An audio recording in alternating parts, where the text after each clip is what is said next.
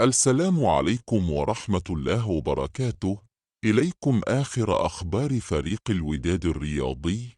اقترح رضا الجعدي اللاعب السابق لنادي اتحاد طنجة لكرة القدم على هشام آيت منا رئيس المكتب المديري الجديد لنادي الوداد الرياضي العودة للعب مع الفريق لمدة موسم كروي واحد.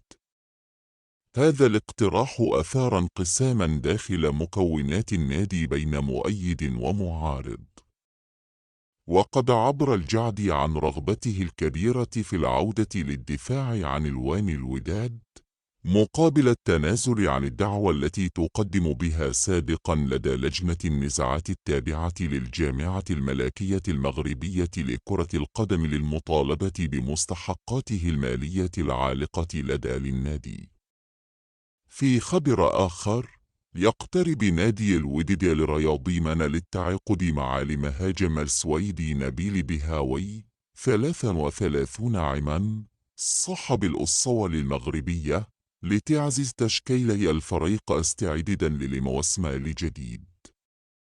يبحث الوداد عن مهاجم جديد لقيادة خط الهجوم بعد فشل الإدارة في العثور على مهاجم بقيمة الفريق. بدأ بهاوي مسيرته في السويد وخاض تجارب عدة في الشرق الأوسط مع الأهلي السعودي وقطر القطري، وآخرها في إيران مع نادي بيرسيبوليس، حيث لعب 11 مباراة سجل فيها هدفا واحدا وقدم تمريرة حاسمة واحدة. بالإضافة إلى ذلك، دخل نادي الوداد بقيادة للرئيس هشام أيتمان في مفوضة مع للاعب أشرف بن الشرقي للتعاقد معه خلال ميركات والصيف لحالي. عقد أيت منا جلسة مع بن شرقي اللاعب السابق للفريق للانضمام إلى النادي خلال فترة الانتقالات الصيفية.